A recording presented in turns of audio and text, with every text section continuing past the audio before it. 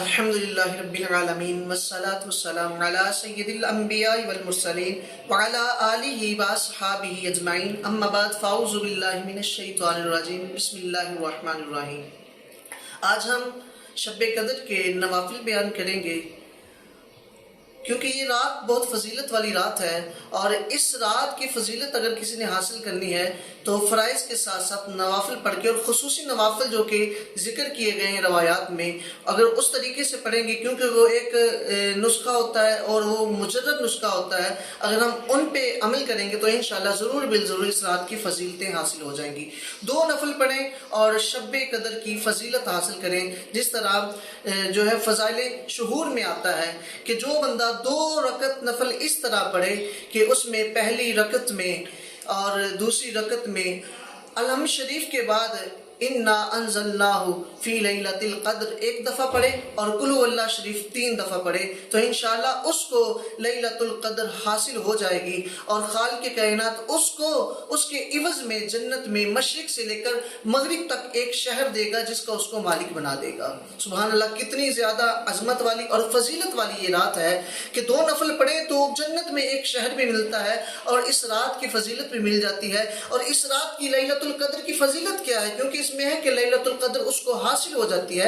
لیلۃ القدر کیا ہے، اس کی فضیلت کیا؟ آؤ قرآن سے پوچھتے ہیں۔ خالق کائنات نے ارشاد فرمایا انا انزلناہ فی لیلۃ القدر وما ادراک ما لیلۃ القدر لیلۃ القدر خیر من الف شہر۔ فرمایا بے شک ہم نے قرآن کو لیلۃ القدر میں نازل کیا، تم کیا جانو کہ لیلۃ القدر کیا ہے؟ اور ساتھ ہی فرما دیا کہ لیلۃ القدر 1000 مہینوں سے افضل ہے۔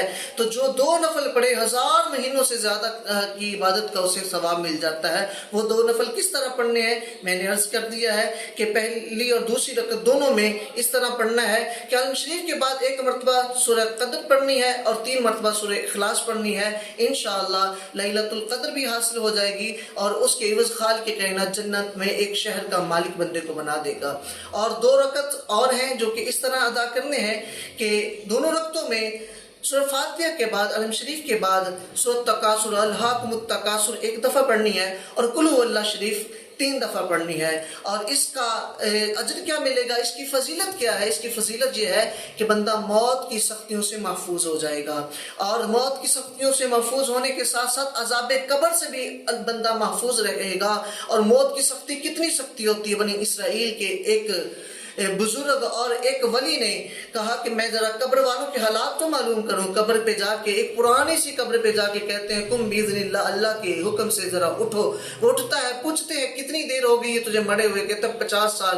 کہا کیا کیا عذابات آتے ہیں؟ اس نے کہا بہت عذاب ہوتے ہیں، بہت عذاب ہوتے، گناہ گار تھا۔ کہا لیکن جو میں مرا تھا جب، تو اس وقت جو مجھے تکلیف ہوئی تھی، موت کی سختی جو ہوئی تھی، کہا اس کی تکلیف کو 50 سال ہو گئے مرے ہوئے، اس کی تکلیف آج بھی محسوس کر رہا ہوں۔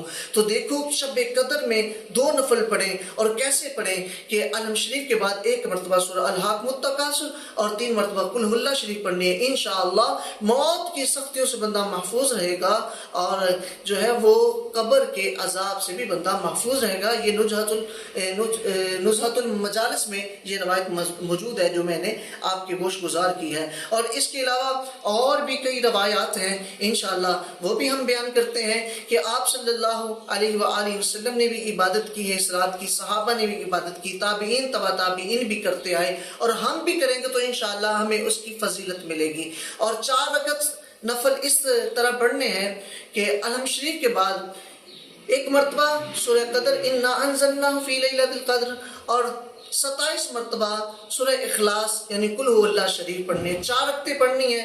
جب دوسری اتحیات پہ بیٹھنا ہے تو جس طرح نفل پڑھتے پوری اتحیات پڑھنی ہے، تیسری رکعت پہ کھڑے ہونا ہے تو سبحانک اللہ سے شروع کرنی ہے۔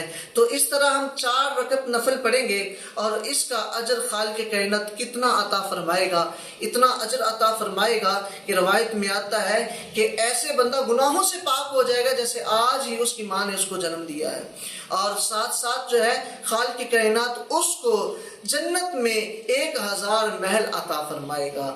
کتنی زیادہ فضیلت ہے اس رات کی، اس رات کو ایسے ہی ضائع نہ کر دینا۔ یہ رات آج ہماری قسمت میں آئی ہے، اور اکثر کے نزدیک 27ویں کی رات ہی جو ہے وہ شب قدر کی ہوتی ہے۔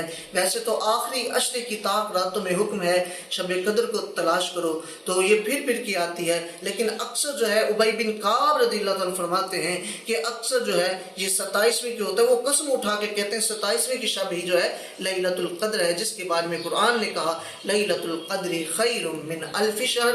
یہ نوافل ہیں، مختصر سے ہم نے بیان کیے ہیں۔